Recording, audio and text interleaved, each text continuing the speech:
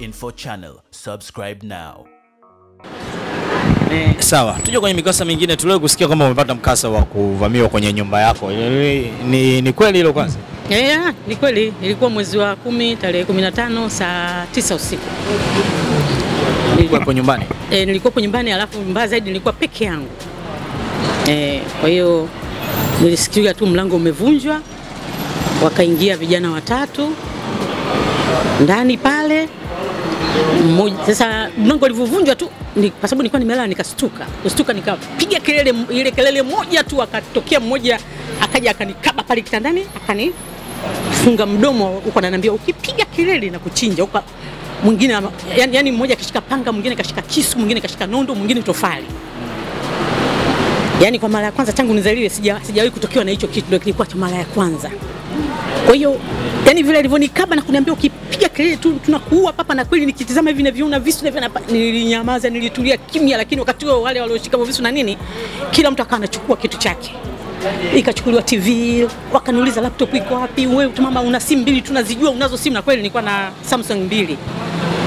Yani mimi ni kuonyesha tu simu hizo hapo, laptop hiyo hapo, waya laptop huu hapa, sijui nilikuwa na external hiyo hapo, kulikuwa kuna yani hivyo TV wakachukua, breki wakachomoa, yani mpaka zile zile za umeme, zile adapter za umeme zote beba ngoa pale. Walivyomaliza wakaniambia haya, tumeshachukua kila kitu, nataka hela sasa, nataka hela. Sasa mimi nilikuwa na harusi ya mtoto wa dadangu, kulikuwa kuna kitchen party. Nilikuwa na hela, lakini sio za kwangu. Mimi kama mimi hela nilikuwa nayo ndani siku hiyo nilikuwa na shilingi 6,000 tu, 5,000 na 1,000. Kweli wala sikutani usanie, mimi naongea ukweli, waspendi maisha kubwa ya kuigiza. Nilikuwa na shilingi 6,000 tu, 5,000 na 1,000 ndio ilikuwa ya kwangu, haki yangu. Lakini nilikuwa na hela ndani mle kama 600,000. Zile 600,000 zilikuwa za ule mchango wa harusi, ndio niko nao mimi. Sasa ilikuwa kila siku nikitaka kupeleka, nitapeleka tu kesho, nitapeleka tu kesho kutwa, hivyo ndio akaja akatokea hayo. Sasa walivyoniambia kwamba wamechukua kila kitu, wanataka hela, nyinyi wasanii mna hela. Ndipo siku hiyo nilichukia hilo jina la kuitwa wasanii. Yani wao wanavyotuona kwenye TV wanaona sisi tunaishi maisha ambayo sijui ya aina gani, lakini kiukweli nilikuwa na shilingi 6,000 tu. Yani ningewapa zile ndio wangenikata mapanga, wangeona kama sasa mimi na watania. Sasa kwa sababu ile hela ilikuwepo, mimi nikaona kweli nisipotoa hii wanaweza wakanizuru, kwa sababu visu wanavyo na mapanga wanayo. Ikabidi sasa niwaonyeshe hizo hela zilipo. Nikawaonyesha, nikamwambia hela ziko yani hapa lazima. Sasa wakawa wananipiga na mabapa ya upanga, yananipanga ile mgongoni. Si nilikuwa nimelala hivi ubavu, sasa mmoja ndo kanilalia hapa. Kwa hiyo ananipiga mgongoni na ile panga. Utatoa hela utoe? Nikamwambia basi niacheni nikuonyesheni hela zilipo. Nikapigwa tena lingine tena, nikaonyesha jamani hela ziko hapo. Akafunua, wakakuta bahasha ilikuwa ndio ina hizo hela. Kwa hiyo walivyochukua tu ile bahasha, wakachomoka kama umeme, wakatoka wakaondoka. Basi siku ya pili ikabidi niende polisi. Nikaenda kwa mjumbe akaniambia hapa lazima uende polisi. Sawa, nikaenda polisi Mtongani, wakanipa utaratibu ni kwamba unaanza kitu kidogo alafu unaambiwa uende kituo kikubwa. Nikatoka pale nikaenda nani hapa Kawe. Nikaenda Kawe, nikafika nikaelezea jamani mimi nimeibiwa, lakini watu ambao wamekuja nyumbani kwangu mimi nawajua. Mtongani Kawe kwa sababu ni Mbezi Beach.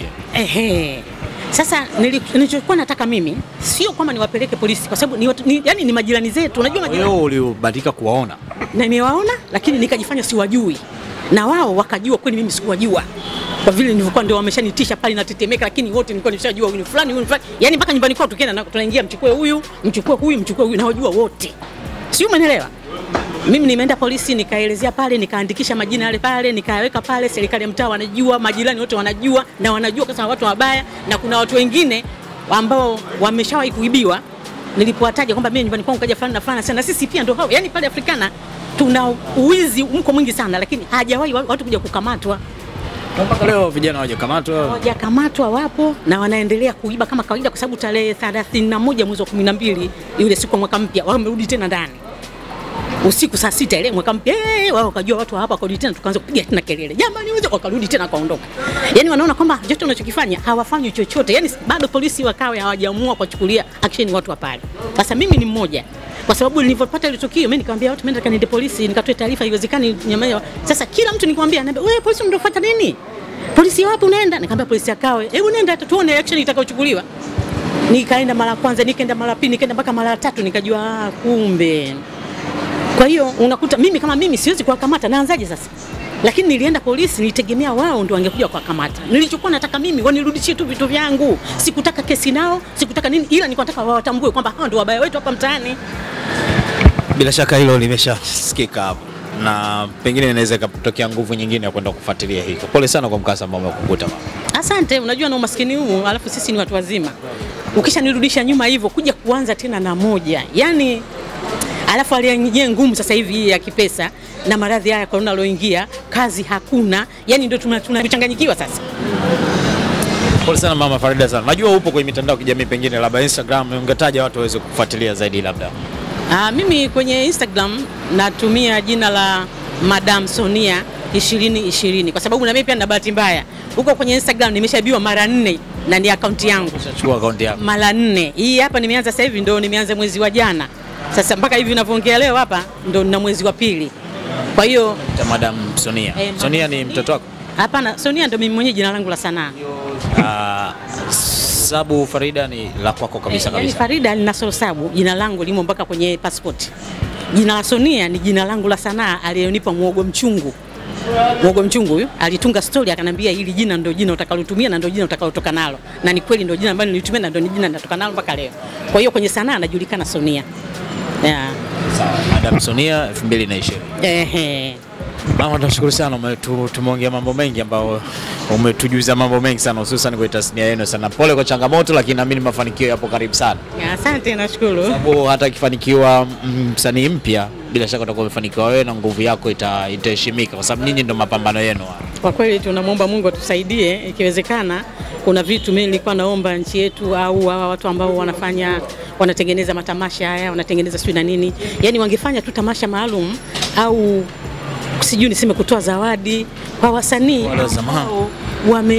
yani wametoka mbali. Unajua mimi nikiangalia watu kama kina Muogo Mchungu, yani leo inaniuma, kina Bimwenda leo inaniuma, yani bado sijaona ile kuwatengea siku yao maalum kwamba au kifanyike kitu kwa ajili ya wale watu wasanii wakubwa tu wale. Tukia hata mtu mmoja akutanishe wote, mtengeneze bonge moja la filamu, lifanyike tamasha moja la uzinduzi hapo ndani, matuzo za heshima zile, at least mtaweza mkarizika. Ndio kitu ambacho mimi nakiona sana kinafanyika sana Nigeria na kinafanyika sana India. India inaweza ikafanyika yani likaandaliwa tamasha kwa ajili ya wasanii ambao walianza kucheza filamu tangu mwaka 1440.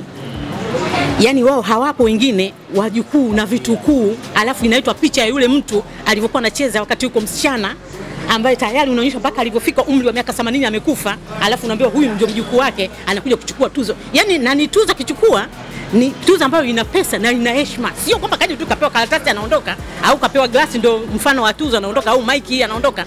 Yani unapewa tuzo na utajiri unaopata pale. Yani ukitoka pale una uwezo kesho kwenda kuingia kwenye sehemu yote ya duka la gari ukanunua gari au ukaenda ukanunua kiwanja. Yani wanapewa heshima kwa sababu wamefanya kazi ndani ya nchi. Sisi tunafanya kazi ndani ya nchi yetu. Kwa mfano hiki kipindi cha kampeni kinakuja, ni msanii anatakiwa asimame pale. Sio, umeelewa? Hata kama unamleta kiongozi anasimama, lakini ninaposimama mimi msanii au sisi wasanii, yani watu wanakuja kwa wingi zaidi, alafu ndio watamuona anayefuata nyuma yetu. Kwa hiyo tunathamani sana, na ndio maana India unakuta kwamba hawafanyi kitu chochote kile. Uzinduzi wa kitu chochote cha kiserikali hakifanyiki mpaka kina Sharukani, kina Amitabh Bachchan wasimame pale, alafu ndio baadaye kile kitu kinakuja kinazinduliwa pale. Shukrani mama. Endelea kutufuatilia Gangana Info Channel. Gangana's Info Channel. Subscribe now.